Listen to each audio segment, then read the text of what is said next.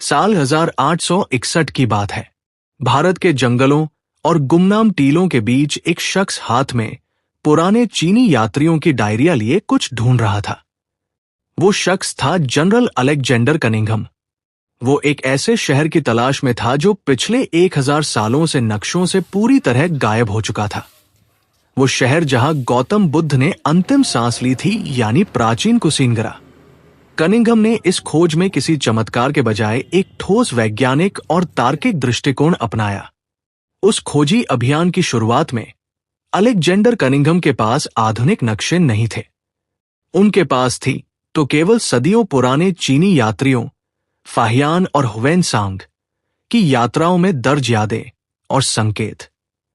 ह्वेनसांग ने अपनी डायरी में उल्लेख किया था कि बनारस से उत्तर पूर्व दिशा में लगभग 116 मील आगे वो पवित्र नगर स्थित है जहां भगवान बुद्ध ने अंतिम सांस ली थी। यही विवरण कनिंघम के लिए सबसे बड़ा सुराग बना। उन्होंने दूरी का हिसाब लगाया, पुराने मार्गों का अध्ययन किया और गोरखपुर के पूर्वी इलाकों में खोज शुरू की। घने जंगलों, वीरान टीलों और भूले बिसरे खंडहरों के बीच उनकी नजर आखिरकार एक छोटे से गांव पर जाकर ठहर गई, कसिया। पहली नजर में ये एक साधारण गांव लगता था, लेकिन कनिंघम को महसूस हो चुका था कि इसकी मिट्टी के नीचे इतिहास की कोई बहुत बड़ी कहानी दबी हुई है। उनके पास सबसे बड़ा सुराग चीनी यात्री ह्वेनसांग की गणना थी। ह्वेनसांग ने बताया था कि कुशीनगरा बनारस से 116 मील की दूरी पर उत्तर पूर्व दिशा में स्थित है। कनिंघम ने नक्शा उठाया और देखा कि कसिया सीधे रास्ते से बनारस से 112 मील दूर है। उन्होंने तर्क दिया कि पुराने घुमावदार रास्तों को जोड़कर ये दूरी ह्वेनसांग के आंकड़ों से बिल्कुल सटीक बैठती है। फाहियान के बताए 23 योजन के फासले ने भी उनके इस तर्क की पुष्टि की। जब कनिंघम इस इलाके में पहुंचे तो उन्होंने एक बहुत ही बारीक भाषाई सुराग पकड़ा। सरकारी रिकॉर्ड में नाम कसिया था, लेकिन कनिंघम ने अपनी रिपोर्ट में लिखा कि ये नाम असल में कुसिया का बिगड़ा हुआ रूप है। उन्होंने ग्रंथों से साबित किया कि इस क्षेत्र का नाम कुश नाम की पवित्र घास के कारण पड़ा था, जो यहां बहुत ज्यादा उगती थी। कुशीनगरा का असली मतलब ही था कुश घास का शहर। जब अलेक्जेंडर कनिंघम उस स्थान पर पहुंचे तो उन्होंने देखा कि गांव के लोग मिट्टी के विशाल ऊंचे टीलों पर अपने घर बनाकर रह रहे थे।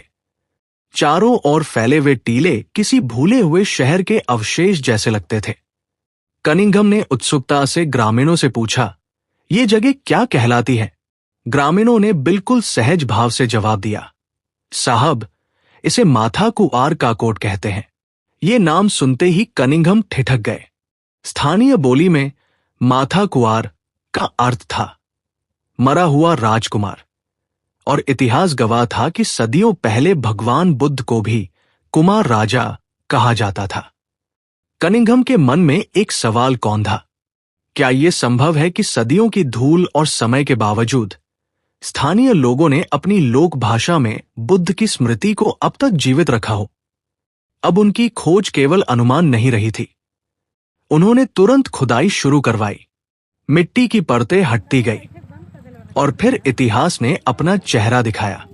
एक और दिलचस्प खोज माथा कुंवर की विशाल मूर्ति थी। खुदाई के दौरान वहां से नीले पत्थर की एक विशाल प्रतिमा निकली, लेटी हुई मुद्रा में। ये वही मुद्रा थी जिसे बौद्ध परंपरा में महापरिनिर्वाण कहा जाता है। कनिंघम ने देखा कि गांव के लोग एक विशाल नीले पत्थर के आधार पर अपने कुल्हाड़े रगड़कर तेज करते थे। स्थानीय लोग इसे किसी मरे हुए राजकुमार की मूर्ति मानते थे, लेकिन कनिंघम ने तार्किक रूप से इसकी तुलना गया की मूर्तियों से की और पहचाना कि ये असल में बुद्ध की वह अवस्था है जब वे निर्वाण की ओर बढ़ रहे थे। ये मूर्ति करीब 10.5 फीट ऊंची थी और गया के गहरे नीले पत्थर से बनी थी। कनिंघम की धड़कनें तेज हो गई, क्योंकि चीनी यात्री ह्वेनसांग ने अपनी यात्रा वृत्तांत में ठीक ऐसी ही प्रतिमा का वर्णन किया था। हालांकि वह मूर्ति 2 टुकड़ों में टूटी हुई थी, लेकिन उसे देखते ही कनिंघम को यकीन हो गया। उन्होंने उस पवित्र स्थल को खोज निकाला था जहां भगवान बुद्ध ने अंतिम सांस ली थी। कनिंघम की तार्किक खोज यही नहीं रुकी।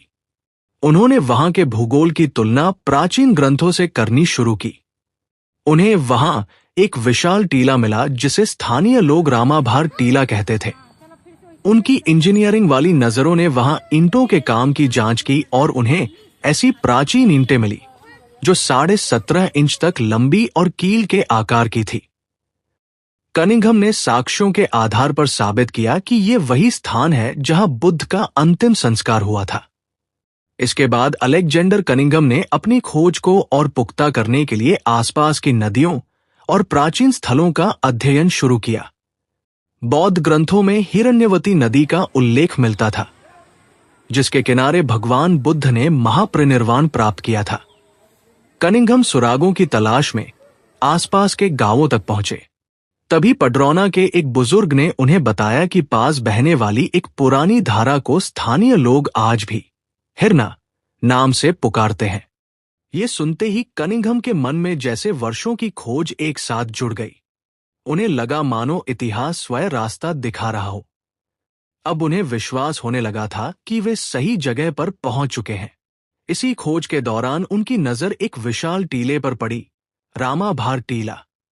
बौद्ध परंपराओं में वर्णन मिलता है कि यही वह स्थान था जहां मल्ल राजाओं ने भगवान बुद्ध का अंतिम संस्कार किया था। कनिंघम ने उस टीले की मिट्टी, उसकी संरचना और वहां बिखरी प्राचीन ईंटों का गहराई से अध्ययन किया। हर ईंट, हर परत मानो सदियों पुरानी कहानी सुना रही थी। उन्हें समझ आ चुका था कि ये कोई साधारण मिट्टी का ढेर नहीं था। यही वो पवित्र भूमि थी जहां कभी भगवान बुद्ध की अंतिम चिता प्रज्वलित हुई थी और जहां से इतिहास की एक अमर गाथा दुनिया तक पहुंची। लेकिन कनिंघम के लिए असली रहस्य उस टीले से कुछ दूर बसे एक छोटे से गांव के नाम में छिपा था, अनिरुद्धवा। उन्होंने बौद्ध ग्रंथों, पाली गाथाओं और प्राचीन वर्णनों का गहराई से अध्ययन किया। हर जगह एक नाम बार बार सामने आ रहा था, अनिरुद्ध। अनिरुद्ध केवल एक भिक्षु नहीं थे, वे भगवान बुद्ध के चचेरे भाई, उनके अत्यंत प्रिय शिष्य और अंतिम समय के सबसे महत्वपूर्ण साक्षी थे। बुद्ध के महापरिनिर्वाण के बाद जब मल्ल राजा शोक और भ्रम में डूब गए थे, तब पूरी व्यवस्था संभालने वाले वही थे। कनिंघम ने अपनी रिपोर्ट में उल्लेख किया कि बौद्ध परंपराओं के अनुसार मल्ल राजाओं के 8 सबसे शक्तिशाली सरदारों ने बुद्ध के पार्थिव शरीर को उठाने का प्रयास किया, लेकिन वे उसे हिला तक नहीं सके। इसे उस समय एक दैवीय संकेत माना गया। तब अनिरुद्ध ने मल्ल राजाओं से कहा कि देवताओं की इच्छा कुछ और है। उनकी सलाह पर अंतिम यात्रा का मार्ग बदला गया और बुद्ध के पार्थिव शरीर को नगर के उत्तरी द्वार से ले जाकर पूरे शहर के मध्य से निकाला गया। इतना ही नहीं, कहा जाता है कि भगवान बुद्ध की चिता भी तब तक प्रज्वलित नहीं हुई जब तक महाकाश्यप वहां नहीं पहुंच गए।